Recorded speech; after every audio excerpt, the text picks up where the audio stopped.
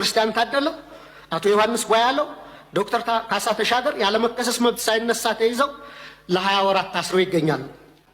ፍትህ ግን እንደ ሰማይ ያርቋቸዋል።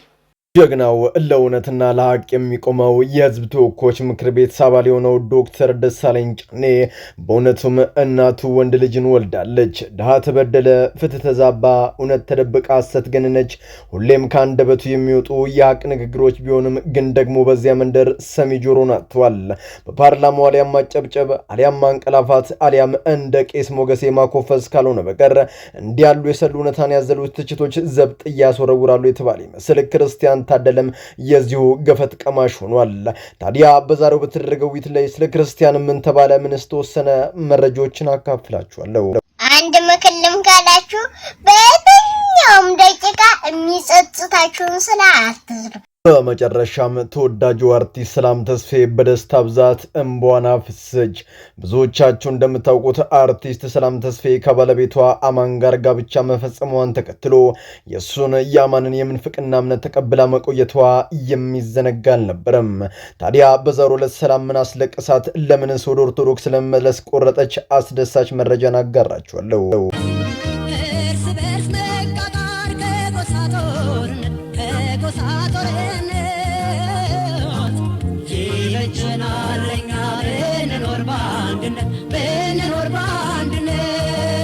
በመጨረሻም ተወዳጁ አርቲስት ጎሴ ተስፋዬ ከዘፈኑ ዓለም ወደ ዝማሬው ዓለም በንስሐ ተቀላቀለ። በዚህም ብዙዎች ደስታቸውን እየገለጹ ሲሆን ገሚሱ ደግሞ ጎስሽ እባክህ ስራ ይናፍቀናል፣ ውሳኔውን አስተካከል ሲሉ ተደምጧል። በዙሪያም መረጃዎችን ሰጣችኋለሁ። ሰላም በመላው ዓለም ላይ የምትገኙ ውድ ቤተሰቦቼ እንዴት ናችሁልኝ? እኔ ደህና ነኝ። ቸሩ መድኃኔዓለም የተመሰገነውን በዛሬው ቆይታችን እጅግ በጣም ቁም ነገር አዘል ቪዲዮዎችን ይዤላችሁ መጥቻለሁ። ከእናንተ የሚጠብቀው እንደተለመደው ቪዲዮን ላይክ እና ሼር ማድረጋችሁን አትርሱ። ዳይ ወደላቱ ቪዲዮ ሞቲቻቲቭስ ጋሪ ዋን እንታኔፍ አስረቲ ካሱ ዋን በርባኔፍ የክቻፊ ወንቲ ራወተም ዋን ኡልፋታ ዳጨፌ ከነስ ይመዳሉ በተሲመዳሉ ዋን በጨፌ ኦሮሚያ በስልጣን ላይ የነበሩት ኦቦ ገመቹ ደበላ ኢትዮጵያዊ ባልታዛር የሚል ስያሜን አግኝቷል። ታዲያ እንዲወጣ ስም አይደለም ድርጊታቸው ያሰጣቸው እንጂ በጨፌ ኦሮሚያ ስልጣን ተሰጥቷቸው ያገለግሉ የነበሩት አቶ ገመቹ ደበላ የሰጣቸውን ኃላፊነት ወደ ጎን ትተው ቢሮአቸውን የቺቺና ቤርጋ አስመስለውታል። በዚህም ለበርካታ ጊዜያት ወደ እሳቸው ቢሮ ቅንጃጅቶች በማቅናት የሚታዩ ሲሆን ከዕለታት በአንዱ ቀን ግን የጥርጣሬ ውስጥ ያስገባቸው የሴኩሪቲ ካሜራ ባለሙያው አቶ ገመቹ ደበላ ሀገር ሰላም ብለው የለመዱትን ጨዋታ ሲጫወቱ በድብቁ ካሜራ ይታያሉ። ይህ ቪዲዮ ለተለያዩ የኦሮሚያ ክልል ባለስልጣናት ተልኮ መሳለቂያ ብሎም በርካቶችንም ያስቆጣ ሲሆን በፍጥነትም ያለመከሰስ መብታቸው ተነስቶ ግለሰቡን በሕግ ቁጥጥር ስር ለማዋል ከፍተኛ ስራ እየተሰራ ይገኛል። ዛሬ ስንቶች ሆኑ የሰጣቸውን የህዝብ ኃላፊነት ዘንግተው በተሰጣቸው ወንበር ላይ ብልግናን የሚፈጽሙ? መልሱን ለእናንተ ተውኩት። አቶ ክርስቲያን ታደለ አቶ ዮሐንስ ጓያለው ዶክተር ካሳ ተሻገር ያለመከሰስ መብት ሳይነሳ ተይዘው ለ20 ወራት ታስረው ይገኛሉ። ቁምቱ ፖለቲከኛ የህዝብ ተወካዮች ምክር ቤት አባሉ ዶክተር ደሳለኝ ጫኔ አንጀት አርስ የሆነ ንግግርን በማድረግ ለህሊና እስረኞች ድምጻቸውን እንዲህ ሲሉ አሰምቷል። አቶ ክርስቲያን ታደለ፣ ዮሐንስ ቧያሌው፣ ዶክተር ካሳ ተሻገር ያለመከሰስ መብታቸው ሳይነሳ ተይዘው ለበርካታ ዓመታት ያለ መፍትሄ ለእስር ተዳርጓል። በዚህም እነሱም ብቻ ሲሆን በርካታ የአማራ ሊቃን ጋዜጠኞችም የዚሁ ገፈት ቀማሽ ሆኗል። እኔን የሚያስደንቀኝ ታዲያ የመንግስት አሰራር ነው። በጦር ሜዳ ለበርካታ ሚሊዮኖች ነፍስ መጥፋት፣ ንብረት መውደም፣ ኢኮኖሚ መውደቅ ብሎም ለዜጎች መፈናቀልም ሳይቀር ምክንያት ሆኑ የህወሓት አመራሮችን በአጭር ጊዜ ፈታ መፍታት ብቻም አይደለም ገሚሶቹን ስልጣን ሰጥቶ ያስቀመጠ መንግስት በአሁኑ ሰዓት በገዢው ፓርቲ ላይ ሰላ ትችትን የሚሰነዝሩ ዜጎቻችንን ያለ ምክንያት ማሰር የገዢውን ፓርቲ ኋላ ቀርን ፖሊሶች በግልጽ የሚያሳይ ነው ሲሉ ገልጸውታል። ክርስቲያን ታደለን ታስሮም ቢሆን ይፈሩታል። ለዚያም ነው ያለ ፍርድ ለበርካታ ዓመታት ወዲህ እያመላለሱት የሚታዩት። በክርስቲያን ታደለና በስሩ በሚገኙ እስረኞች ላይ የተሴረው ሴራ በዚሁ በሀገራችን ኢትዮጵያን ብቻም ሲሆን በመላው ዓለም ፀሐይ የሞቀው ጉዳይ ለመሆንም ችሏል። በዚህም በአሁኑ ሰዓት በርካታ ዓለም አቀፍ ሚዲያዎች ይህንን የዶክተር ደሳለኝ ጫኔ ንግግር በመቀባበል በፖለቲካ አመለካከታቸው ሳቢያ በግፍ ለታሰሩት ድምጽ በመሆን ላይ ይገኛሉ። አንድ ነብይ እጁን ጭኖ በጸለየላችሁ ጸሎት ነው እየኖራችሁ ያላችሁ። ሴት ልጅ ትከናነብ በጸጥታም ትማር የሚለውን ቃል ዘንግተው ዛሬ በርካታቶቻችን በመጥፊያው መንገድ ላይ ይገኛሉ።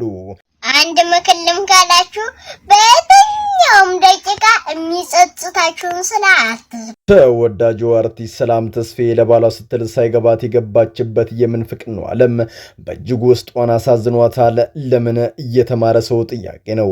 በቀደሙት ጊዜያት በ1990ዎቹ መጀመሪያ በስንዴ ወደ ኢትዮጵያ እንደገባ የሚነገርለት የሉተሩ ትምህርት ዛሬ ስር እየሰደደ ለብዙዎች መጥፋት በር እየከፈተ ይገኛል።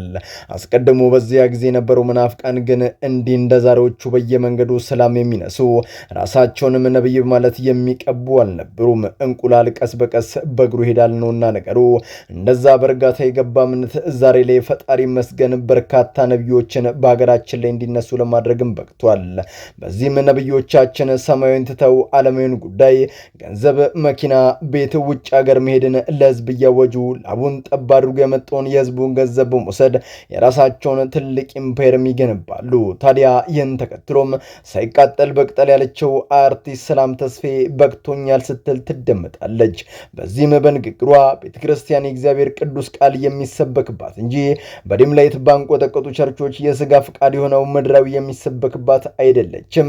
ከዛሬዋ ቀን ጀምሮም በቅቶኛል፣ መጽሐፍ ቅዱስን በመጀመሪያ አንብቡ፣ ተረዱ ስትል አስጠንቅቃቸዋለች።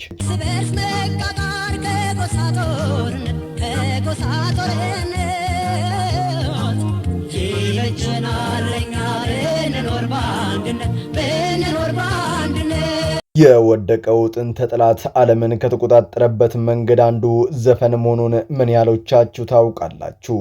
ዛሬ በርካታ ዓለም አቀፍ ታዋቂ ሴሌብሪቲዎች በስራቸው የዓለምን ሕዝብ በ80% ትኩረት በመሳብ ተከታያቸው አድርጎታል። ይህም ምን ማለት ነው? በአንድም ሆነ በሌላ መንገድ ህሊናቸውን ብሬኖች በማድረግ እርቃን መውጣትን፣ መዳራትን፣ በእግዚአብሔር ላይ መዘባበትን ኖርማላይዝ እንድናደርግ መጠነ ሰፊ ስራ እየተሰራ ይገኛል።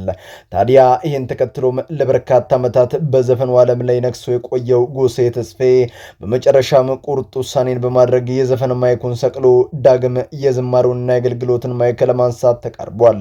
በዚህም በርካቶች በጎሳዬ ደስ መሰኘታቸውን እየገለጹ ሲሆን፣ ጥቂት የማይባሉት ግን የጎሳዬ ከዚህ አደገኛዎት ማምለጥ ያሳሰባቸው ደግሞ እባክን ካንተ ብዙ አልበም እንጠብቃለን አትሂድብን ሲሉም ተማጽነውታል። ወንድሜ ጎስሽ የወሰንከው ውሳኔ በእጅጉ አስደስቶኛል። በአንዲት ነፍስ መመለስ እኛ ብቻም ሳይሆን በሰማይ መላእክት ዘንድ ታላቅ ደስታ ይደረጋልና እንኳን ለዚህ ታላቅ ክብር አበቃ ወንድሜ ልል እፈልጋለሁ። በመላው ዓለም ላይ የምትገኙ ቤተሰቦቼ ዛሬ እናንተን ያስተምራሉ፣ ይጠቅማሉ፣ መረጃ ምናሉ ብዬ ያሰብኳቸውን ቪዲዮዎች በዚህ መልኩ አቀረብኩላችሁ። በቀጣይ በሌሎች አስተማሪ ቪዲዮዎች እንገናኛለን። ለዚህ ቻናል አዲስ ከሆናችሁ ምን ይጠብቃችሁ ነው? መለስ እያላችሁ ሰብስክራይብ፣ ላይክ፣ ሼር ማድረጋችሁን አትርሱ። ባላችሁበት ሁሉ ክፉ ሳይነካችሁ በሰላም በቸር በጤና ቆዩልኝ። ይመቻችሁ።